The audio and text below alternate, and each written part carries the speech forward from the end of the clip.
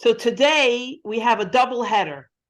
We have the Torah portion of Bo, which means come, and we also will take a few minutes to discuss a very auspicious date, which comes out on Shabbos, the 10th day of Shevat, which is the day that the previous Lubavitcher Rebbe, Rabbi Yosef Yitzchak Schneerson, was nostalgic.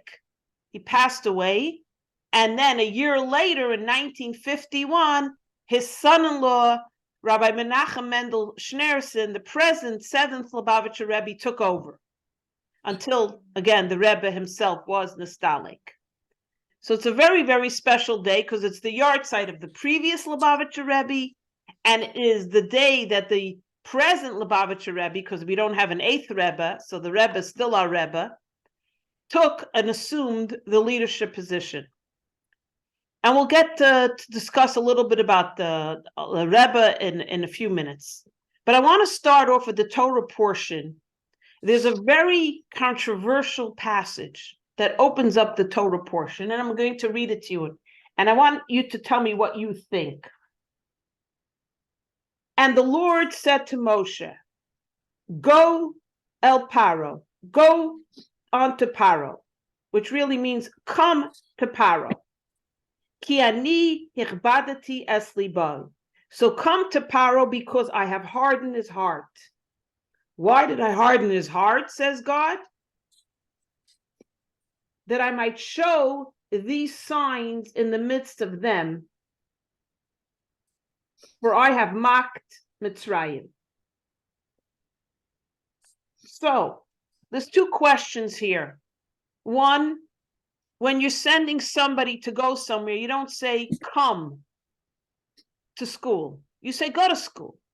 Go shopping. Why does God say, come to Paro? Come to Paro. The grammar is incorrect. You don't send someone on a mission and say, come to the mission. Come to the park. Come to the battlefield. You say, go. And the second question, which you might have caught on to, it says, God hardened Paro's heart, which means he took away, did he take away, rather, his free choice? If God hardened Paro's heart so that he should not let the Jewish people go, how could you blame him? How could you blame him? He has no free choice. We know the difference between a human being and an animal is free choice. Animals act on impulse. If you put a fish in front of a fox, it's going to gobble up the fish. It's not going to say, well, should I attack this fish? A fish is life. Should I put it back in the water? But a human being has free choice. So if God hardened Paro's heart, how could he expect him to let the Jewish people go? Where's Paro's free choice? And what is free choice? Is another question we might ask. And do we have free choice, especially since God tells us that he gave us free choice? That's why Adam and Chava were told, don't eat from the tree of knowledge, and they ate. Why? They had free choice. So what do you think? What is your opinion on this matter? Remember, no answer could be totally wrong. It's a discussion. It's a conversation. Anybody have any insight they want to share? I have no idea, but I could guess maybe God was saying, go, meaning come, something to come into your, some knowledge will come into yourself. I don't know. Okay. Maybe come, meaning that God was going to be there too. So actually it was two like separate that. questions. So if we want to answer that question first, exactly, Jane. God is saying, go is one thing. I'm sending you, go shopping. God's coming with you. To Paro is come with me to Paro. Yeah. God is saying to Moshe, I'm going with you. You're coming with me, rather. So to say, come shopping, you say to your daughter or your son, come with me shopping. So by God saying, Bo, which is the Torah name of the Torah portion, God is saying, you think you're going on your own? I'm coming with you. Or rather, you're coming with me. I love that. which is so beautiful, because basically God is telling us for all generations, you're coming with me wherever you're going. You don't think you're journeying through life on your own. You're coming with me. I'm there whether you see me or not. So Baal Paro was God telling Moshe, you're not on your own. You're coming with me. I'm with you all the time, through thick and thin, through every part of your life, every mission, every moment. And not only with Moshe, every single man, woman, and child, Jewish man, woman, and child, God is always coming with you. So if you think you're on your own, you're not on your own. So that's and we're going to go more into this in a few minutes. Why did now God say, I'm coming with you? Why not before? So it says Moshe was suddenly very frightened, and we'll understand why in a minute. But let's go to the second point. So if God took away Paro's free will, of course, he's not going to let the Jewish people go. So why does God take away the free will of Paro? Is it fear? So there's a few commentators I want to share because they really have very interesting insights. Remember, this is not the beginning. This is not the first plague where God made the water turn blood. And Paro says, okay, I'll let the people go. Just let the water become pure again. The water becomes pure. What does Paro say? It changed my mind. And this keeps happening. It's not the first rodeo. So because Paro was abstinent till this point, we were ready by the 8th plague. God says, till now, you didn't let my people go. You had free choice. You could have taken a step back and said, enough is enough. You're right. I need to let the people go. God says, now I'm punishing you. I'm taking away your free choice. So one commentary says this was a punishment. You didn't utilize your free choice to do the right thing. Now you're not going to have free choice anymore. That's one insight. Do you like that insight? What do you think? Depressing. Yeah, it is, but it's a punishment, Yeah. The second thing is the plagues got more difficult. The situation became more and more difficult. What will people say if Paro now lets the Jewish people go? Another commentary says, they'll say, of course, if someone put the hammer on your head, you would also let the Jewish people go. So the only reason he let the Jewish people go is because of the pressure. So God hardens Paro's heart so no one would say, he did it because of the plagues. He really didn't want to let them go. He only let them go because, so to speak, the hammer was over his head. So God hardened his heart so that he can continue being abstinent, continue on his trajectory of being an evil, mean, rotten person.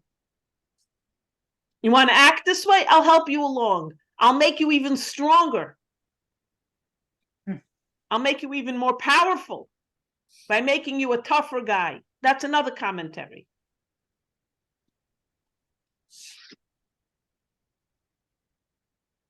And the two more, but then I want to go into a deeper analysis.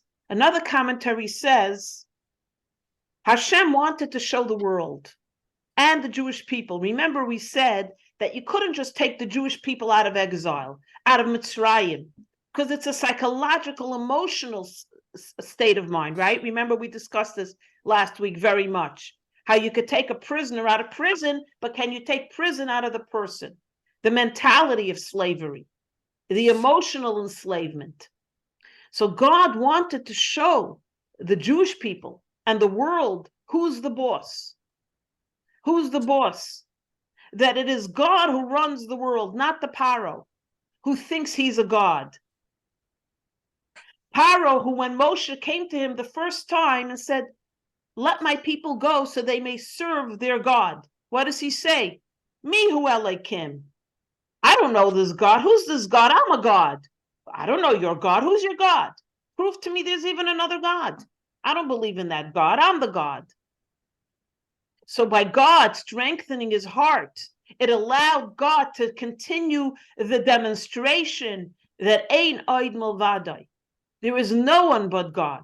That God runs and rules every part of the universe. The water that runs down the cliff into the pristine lake.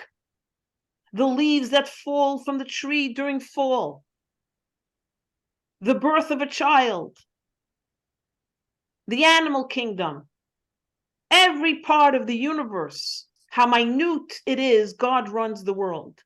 So by hardening Paro's heart, this Mephorish says, this commentary explains, God wanted to demonstrate to the Jewish people in particular that I run the world. That I, God, who was taking you out of slavery, run this world. You don't have to be afraid of a Paro and of the evildoers of the world, because there's a God, there's a purpose, there's a mission, and I'm the boss, not them. And people might say, and I've had people ask me this all the time, it says, they let my people go to serve me, God says. Lavduni, to serve me. So you say, what do you mean? They traded one type of slavery for another type of slavery. Why would they want to leave? Because look at the difference. God is not telling them, now I'll be your boss. Instead of Paro, now you have a new boss, me, Almighty God. To be a person who believes in God and serves God through Torah, through mitzvahs, through leading a moral and ethical life is not a life of slavery. It's a life of the greatest freedom. Rules, boundaries, borders don't take away our freedom. They give us freedom, freedom to be who you are. Freedom to wake up in the morning and say, I choose A and I don't want to do B.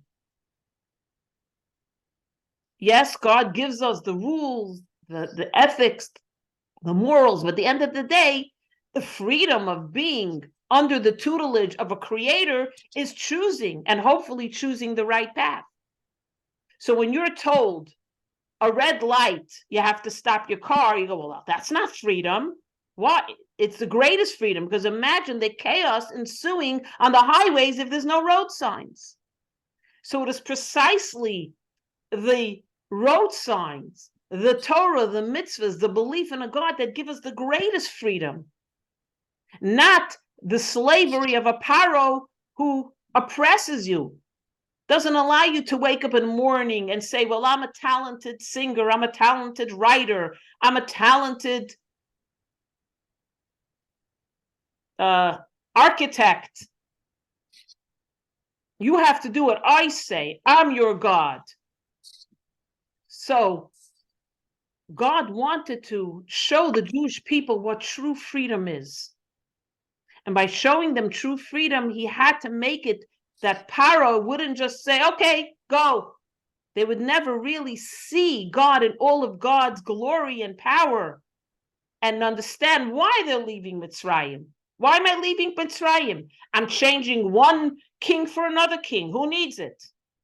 Who knows what that king will be like?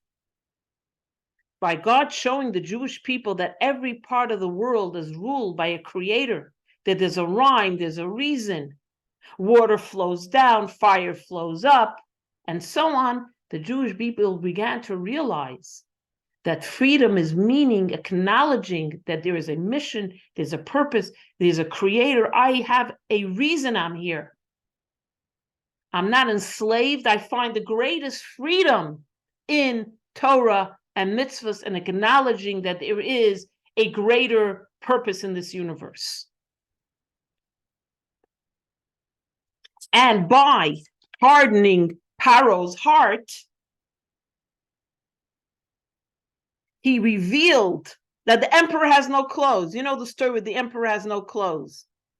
Everybody looked at Paro like he's a god. He's so miraculous. He defies nature. He put on a whole show. He was a sorcerer. He was a magician. But then God showed the world that Paro is the emperor has no clothes. He's a tyrant, but does not rule the universe, because look at the plagues. Look what happens to his country. Look what happens to his gods. The Nile River was a god. How did it turn into blood? The frogs were considered part of their gods. They had the head of one of their gods was a frog, and so on and so forth.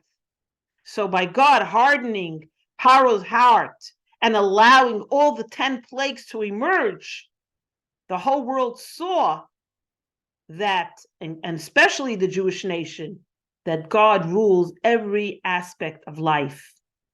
And that's a true God. And with knowing a true God is in knowing what true freedom is, the freedom to be who you are meant to be, without oppression, without coercion. So hardening Paro's heart, you might say he took away his free choice. Only after he refused to choose the right path, he took away his free choice. And the Kabbalah Chassidus says one more deeper concept here about free choice. That remember, they were physically enslaved. They were physically enslaved as slaves, right? But as also there was an enslavement of the mind. Their mind, their understanding of the universe was enslaved. Because remember, this is the 4th generation since Joseph came down to Egypt. So they passed on the stories and the rituals and the moral and ethical behavior. Their understanding of what freedom is, of what God is, was in exile, was in a darkened state. So the Hasidus, Jewish mysticism, explains there had to be a freedom of the mind to understand what free choice really is. You know, I'll give you an example. I once met a woman and I said, you should enroll your child in Hebrew school. You're Jewish, your husband is Jewish, your children are Jewish. Shouldn't you give them a knowledge of their heritage and their pedigree, who they are? So the mother told me, I want to give my child free choice. I don't want to impose upon my child a certain religion. So I said, no, you're taking away their free choice. She said, how so? I said, because if they're born Jewish and you're not opening them up to where they come from and who they are, so that when they turn into adulthood, they could say, I was in Hebrew school. I have an understanding of my Judaism, my heritage, my lineage. Now I know as an adult, will I choose to follow Torah and mitzvahs? Will I choose to identify with what that I have learned, who I am, and so on? Or will I choose to assimilate into the world? But by not telling them who they are and hiding and saying, you could be whoever you want, let's not discuss your Jewish heritage, you're taking away their free choice. You can't have a choice when there's no 2 items on the table. You can't put 2 apples and say, choose which choose. You need to have an apple and an orange. Say, do you want the apple? Do you want the orange? If you don't know what being Jewish is, if you don't know what Torah is, what mitzvahs are, how can you be given how do you know what to choose when you don't even know what to choose from? So by God showing them who God was showing them the choice. Choose, realize what true free choice is identifying that there is a divine reality, that there's a God that runs the world. Then later, you don't want to identify with that. You want to deny that there's a God. You want to not follow that. That's your choice. But not to know that God runs the world, who you are, what is the rhyme and reason in the universe is taking away your free choice. So the Chassidus explains, just to rehash, because it's a little bit of a complicated concept, is by giving the 10 plagues and showing them who God was, God gave them the ability to choose. He gave them free choice. By taking away Paro's seemingly free choice, he gave the Jewish people a redemption from the exile of their knowledge and understanding. He showed them what the choice is in the world. Do you want to live in a world where there is knowing, there is a purpose, there is a mission, there is a creator, and then choose your path, whether right or wrong? Or do you want to live in a dark, exile of identity and exile of knowledge, not knowing that there's anything else out there. Thinking that you're in a cave and there's no light. Thinking you're stuck in one place and you can never envision yourself living anywhere else, in a beautiful Switzerland in the Alps, or by the ocean side in Turks and Caicos. By showing that there are choices, that's free choice. So to rehash is that Mitzrayim, Egypt, was not only a physical enslavement. You're now my slave, you're building my pyramids. It was a mental enslavement. 4 generations, the Jews were estranged from understanding what the rhyme and reason and purpose of the universe is. Is there a rhyme and reason? The philosophical insight of what's going on in this universe. They had tunnel vision. They were programmed. Paro is the God, I am the God, I rule the world. And Paro, we know, I mentioned last week, he used to sneak away early in the morning to the Nile River to do his business because he didn't want anyone to think he was human. So he used the Nile as his lavatory. He hid. He didn't want anyone to know that he was really human. He put on a show that he was a sorcerer.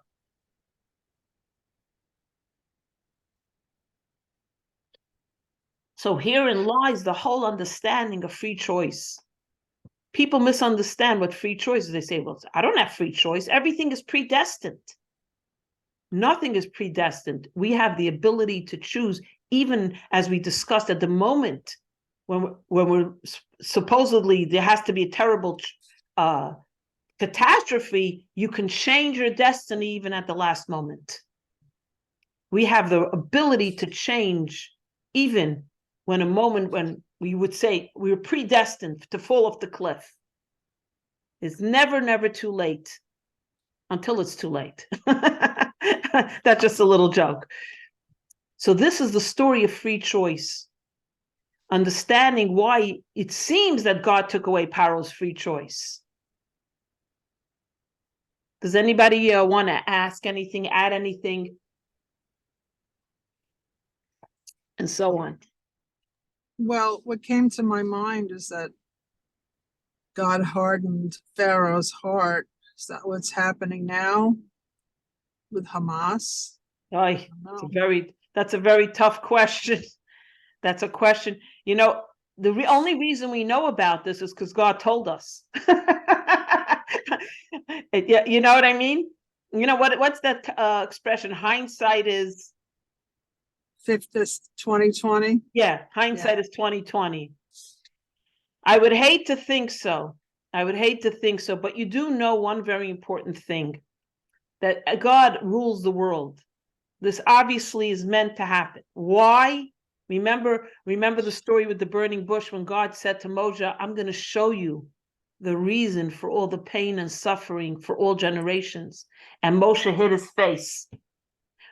Why did he hide his face? Just to reiterate, because he felt that if he knew the real reason why there's going to be so much suffering in the history of the future of the Jewish people, the compassion and empathy that he would feel for them wouldn't be of the highest level, because he would know the reason behind it.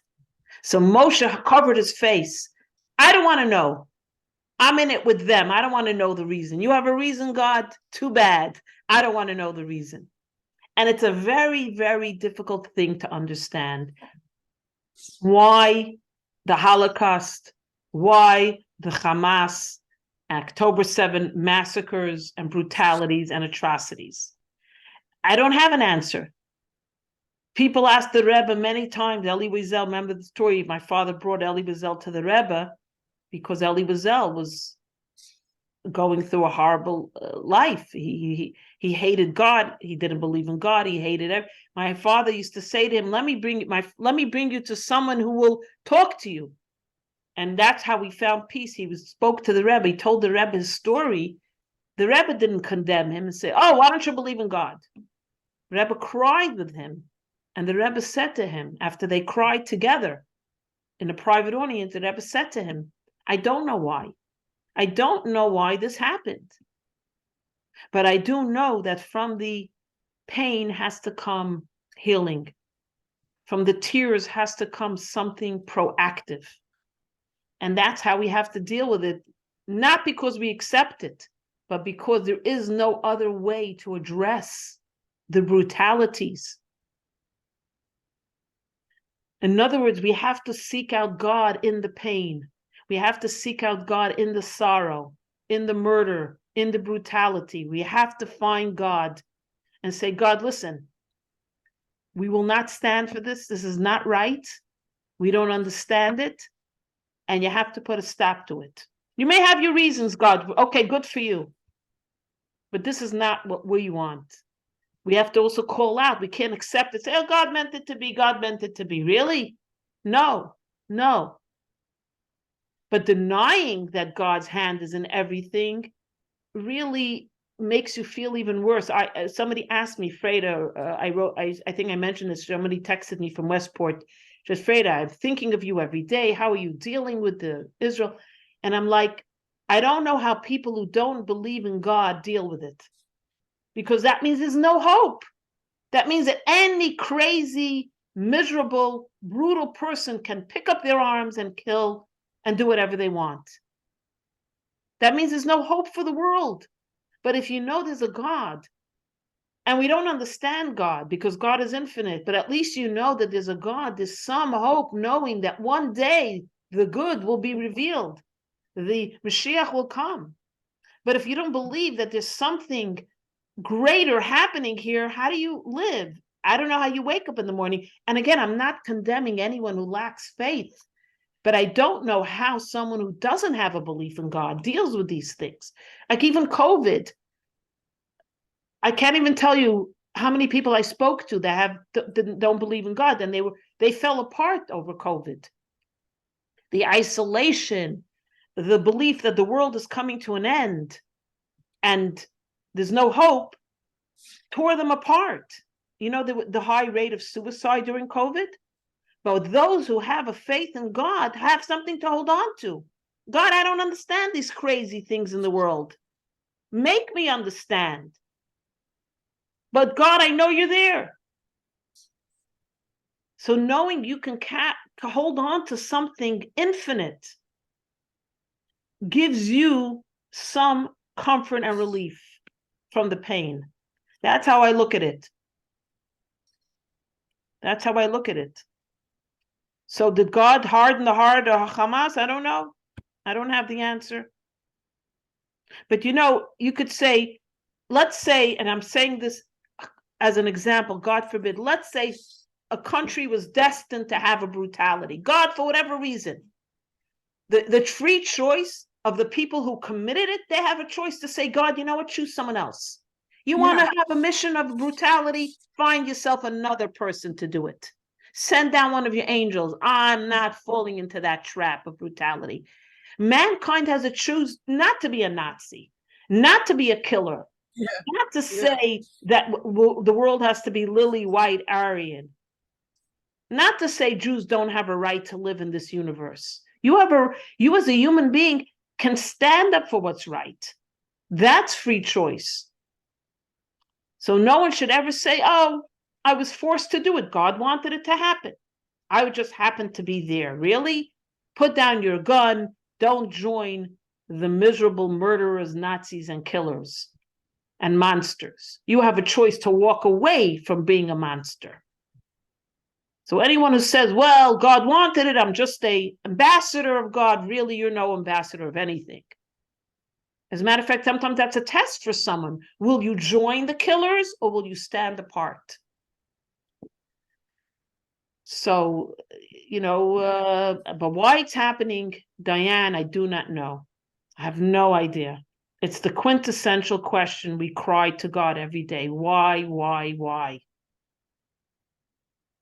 Why did the baby die?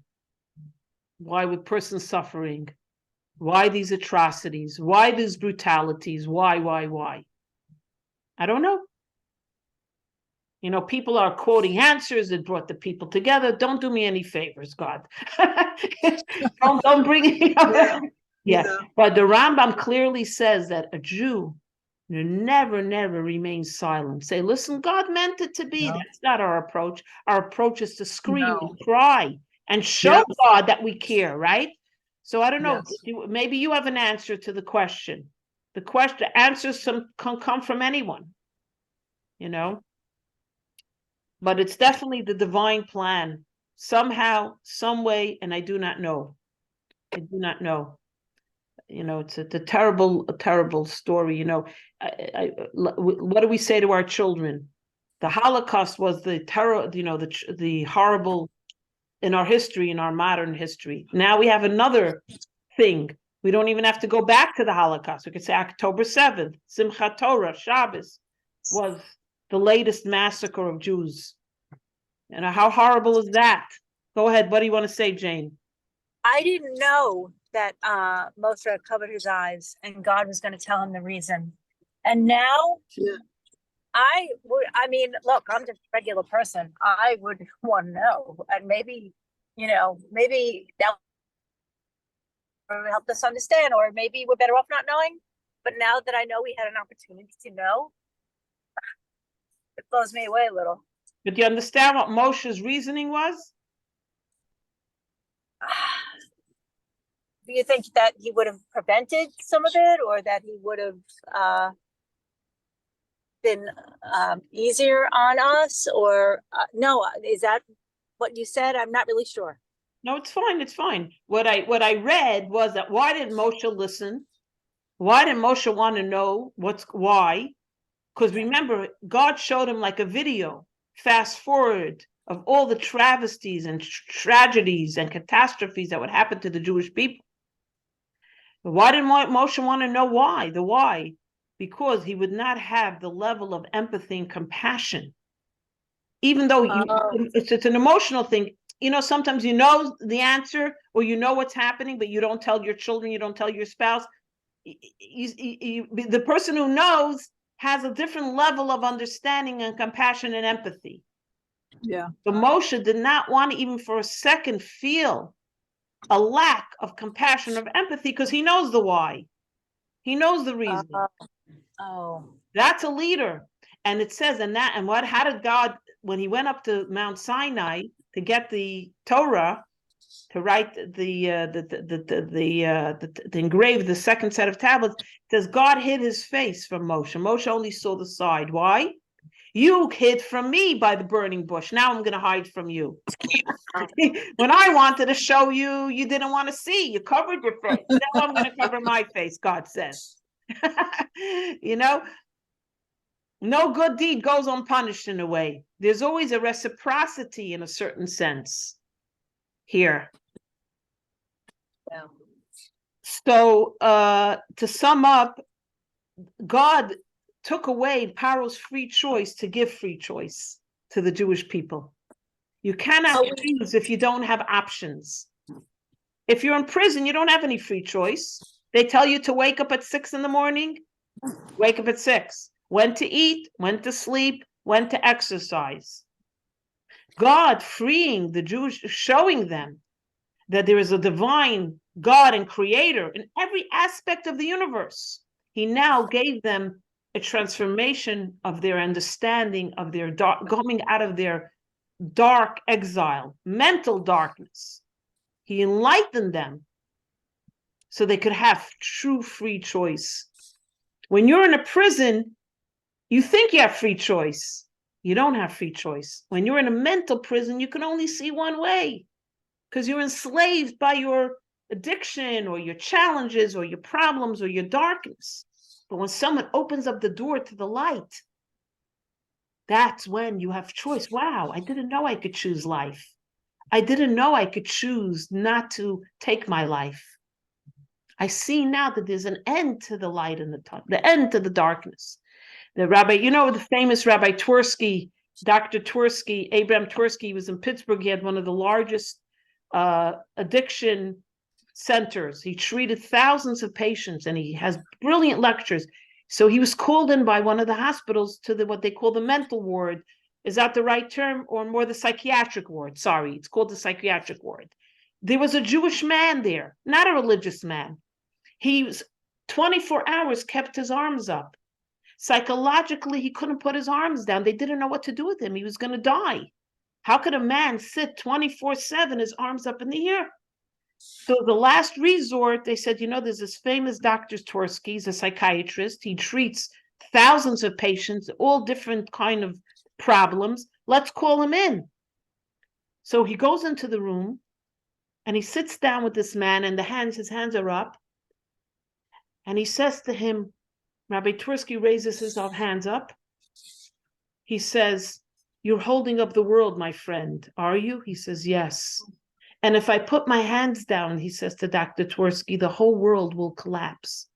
Dr. Tversky says, "Come, I am now going to hold up the world for you. I will take over the responsibility of holding up the world. You can now relax. You can give it over to me." And the man slowly put down his hands. It was a mental enslavement. In his mind, if he put down his hands, the whole world would fall into abyss. The world would cease to exist. How he got into that state of psychosis, we don't know. He didn't tell us why it happened to the man, but he understood. I need to give this man, let me hold up the world. And he held his hands and the man let go. I'm holding up the world for you. Sometimes you don't know, you don't have a choice. In your mind, you only see one thing. Free choice means you have choices. So Chassidus explains, to get the Jews out of exile, God had to transform their understanding, their mental state. That what is free choice is you have a choice. You have a choice. And that's why before the death of the firstborn, what was the plague before the death of the firstborn? Who remembers? Boils? Darkness. Darkness. Right, darkness. Why? Darkness is not such a hard plague. The other one seemed harder. The locusts, the lice, the wild animals, the killing of the livestock. That to me is a much more. So why was darkness right before the most difficult plague of the death of the firstborn? To show them what is why. Ignorance. Darkness is ignorance. Very good. Maybe? They had no moral compass. And also Paro called himself the god of sun, the god of light, Ra, R-A. God said, "You're the God of light? I'm going to show you. You're not the God of light. Look how there's darkness and you can't do anything about it."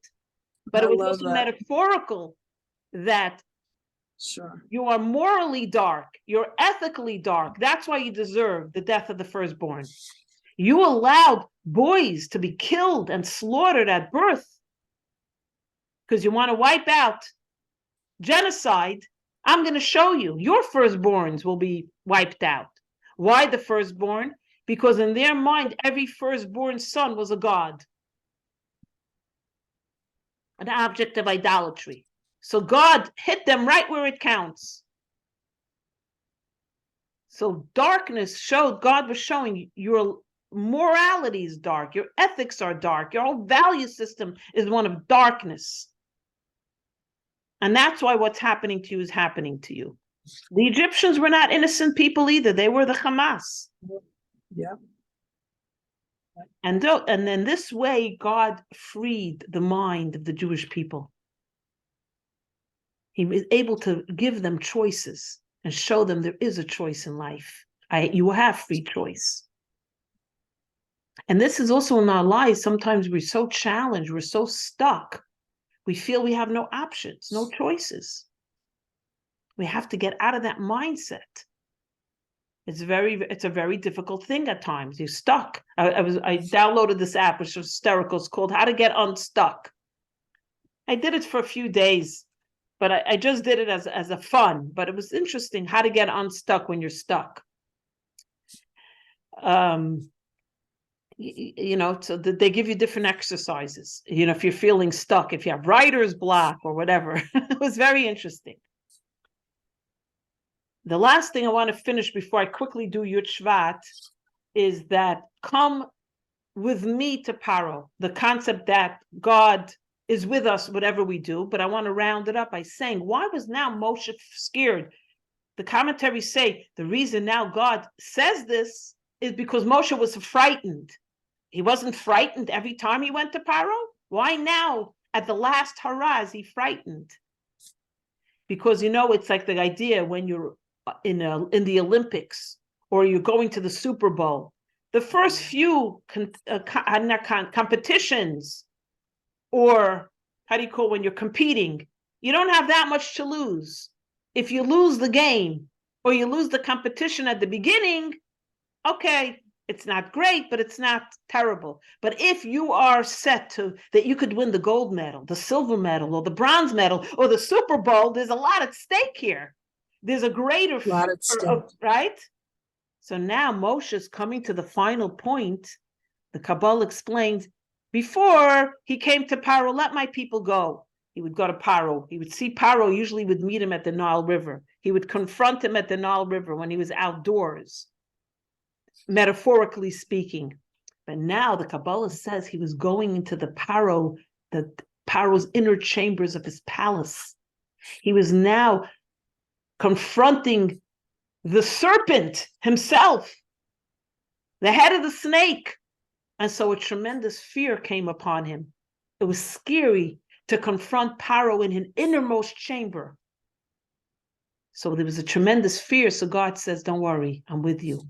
You'll be able to overcome.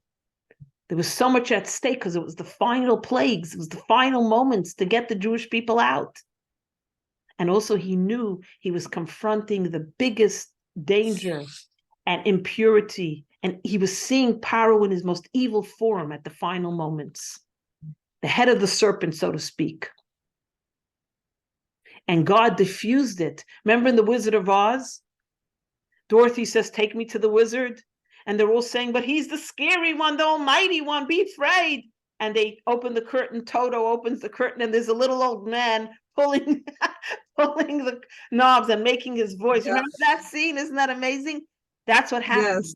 God opened up the curtain and showed Moshe, you scared of Paro? Look who Paro is. He's a nobody. He has fallen in the face of God. He is just pulling knobs, making you think he's a sorcerer, he's a god, he's a this, he's a deity. He's really a man just pulling the electric knobs on his little wizard motorboard, whatever. And that's what God revealed at the final moment to Moshe and the Jewish people, that Paro is gone, done. And that's it. That's the fall of Paro. Where is Paro today? But yet, each and every one of us has a part of Moses in us. Each and every one of us, Moshe lives on in each and every one of us to this very day. But where is Paro? Do you see Paro living on in anyone? You see anyone's name called Pharaoh, Ramses, Ra, any of his God's names? No one. Paro's does not live on. The Jewish people are living on. That alone shows you how Moshe and God prevail over the concept of the Paro. The Paros come and go, but the Jewish people survive. Paro now to us is a matzah. It's a marar. It's charoset. Dipping our vegetables in salt water. That's Paro today. There's no Paro today. So we'll just conclude with Yud Shevat quickly. So I said that was the day that the Lubavitcher Rebbe, Rabbi Nachum Mendel Schneerson, of blessed memory, took over the leadership of the previous Rebbe, of his father-in-law. Now there was an older brother-in-law, but he knew that he's not a Rebbe. He knew he was a scholar, but somebody asked me, why isn't there an eighth Lubavitcher Rebbe? Because a Rebbe is born a Rebbe. It's not something that's inherited or earned. Either you're born a Rebbe or you're not born a Rebbe. You're born the special Moses or you're not born a Moses. So a Rebbe, like the Rebbe, is born a Rebbe. You can't make one if it doesn't exist. So that's why there's no eighth Rebbe.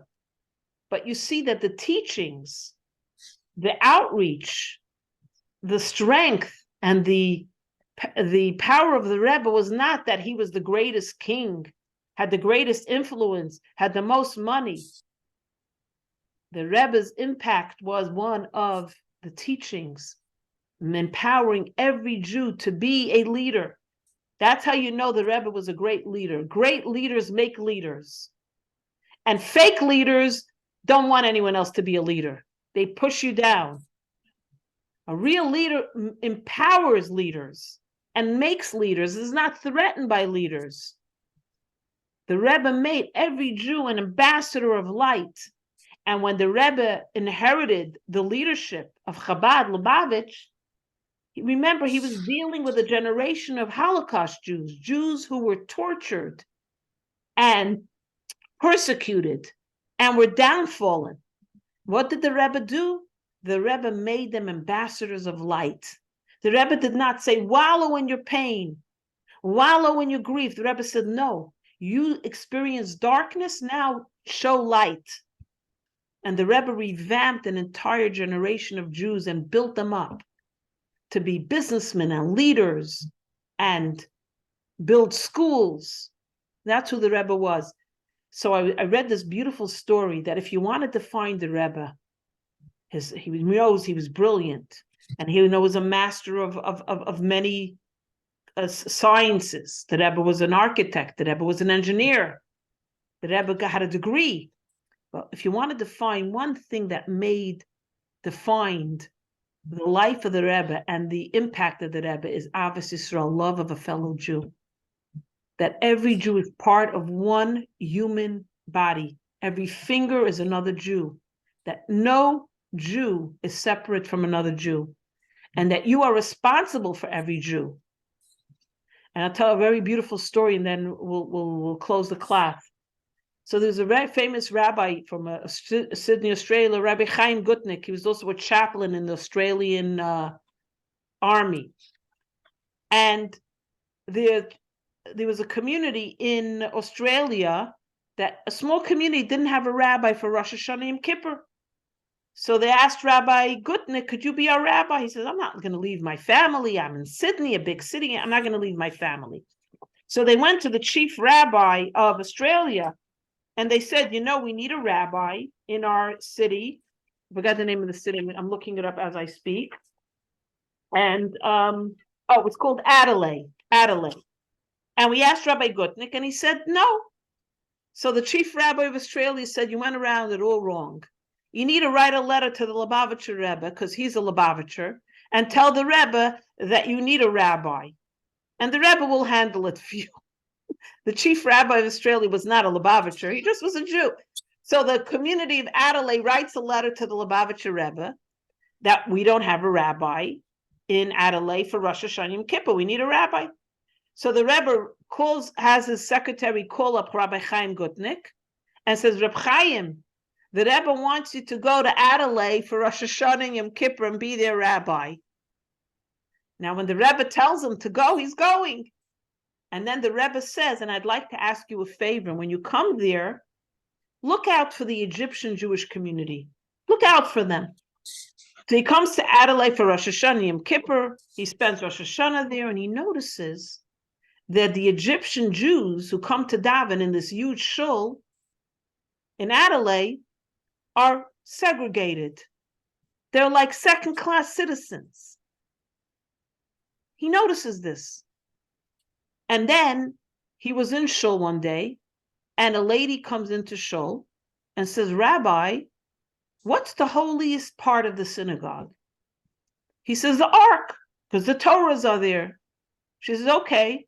She goes out and she walks in a blind girl. A blind girl.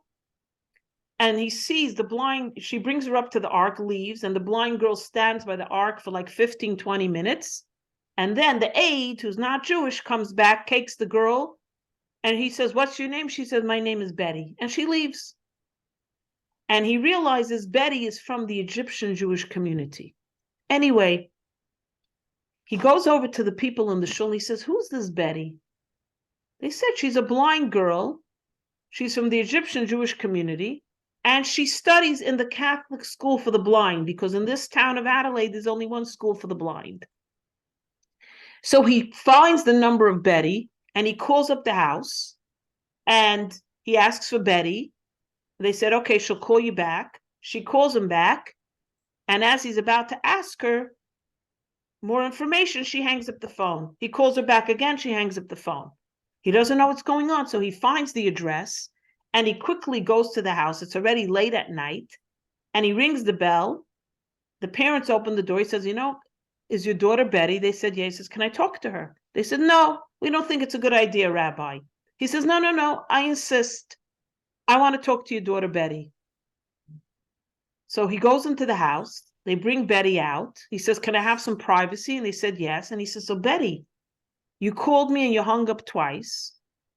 You came to the synagogue. What's going on? So she tells him, Rabbi, when we moved here, my parents needed to send me to a school for the blind. This was the only school. It's Catholic. And last year, the head of the Catholic priest told my parents that unless your daughter converts to Catholicism, we can no longer give her free tuition. This school is for only Catholics. Your daughter is Jewish, either she converts or you have to pay tuition. The tuition was astronomical. So they said to the daughter, Betty, you have to convert. And she was very torn. She was very torn. But her parents have no money. She has to be in school. She has no other school. She's, has a disability. So she went to shul. She asked her aide to take her to shul so she could pray to God. And she said, when I came to the shul, I said, God, I don't know what to do. My parents want me to convert. We don't have money for tuition. You tell me what to do. I don't have any answers. And so Rabbi Gutnick said to her, don't worry. I'll take care of it. He called an immediate meeting of the board, and he said to them two things. One, no more isolating the Egyptian Jewish community. They're not relegated to the back of the shul and never get Torah honors and are not included in Jewish community life. They have to be part of the regular shul. And two, there's a daughter, Betty, from that community. She's not converting to Catholicism. She has to go to that school. You're going to raise the money to pay her tuition until she graduates. And they did it, and they raised the money. She went after she graduated. She moved to Jerusalem. She met a Jewish boy. She got married, and she has children. The Rebbe, of all things, the Rebbe could have, some rabbis, what do I have to do with Australia? The Rebbe knew and felt every Jew. Just like we feel our pinky. If you stub your pinky, you stub your toe, you feel it. The Rebbe felt every Jew. Yeah. The Jew in Australia, the Jew in China, the Rebbe felt the pain of a girl in Australia and knew and said, Chaim, you go and take care of those Egyptian Jews. Now, how did the Rebbe knew? Because when you're a Moses, when you're a Rebbe stands for Rosh B'nai Yisrael, the head of the Jewish people. Not that, by the way, the Rebbe fought for a year. The Rebbe did not want to be the Rebbe. His wife, Chaim Mushka, said to her husband, dear husband, if you don't take over my father's position, all that my father did would be lost. Uh-huh. The Rebbe was very humble. By the way, the Rebbe was an introvert. The Rebbe taking over the leadership was an antithesis of his very nature. Almost like what Moshe said, I don't speak clearly, leave me alone, I'm a younger son, go to my brother. The Rebbe assumed leadership, but now you know why the Rebbe is the Rebbe. Because no Jew in pain was left behind. When a Jew called out, it didn't matter where, the Rebbe felt it and tried to help with it. That's what a Rebbe is. That's what a Rebbe is. A Rebbe feels the pain of every Jew and tries to help every single Jew. And I always think to myself now, in conclusion, what would the Rebbe say about the situation in Israel? Obviously, do whatever we can for our fellow brothers and sisters, because they're us. We are them and they are us. Yep. Yep. And let's hope and pray that it should be peace in Eretz Yisrael, peace in the world over, not only for Jews, for the entire world. Mashiach should come. And we do this by lighting Shabbos candles at the right time, 18 minutes before sunset, and giving tzedakah, praying, and doing what we're doing, writing letters and helping and reaching out and supporting and standing up for our people, most of all. Am Yisrael Chai.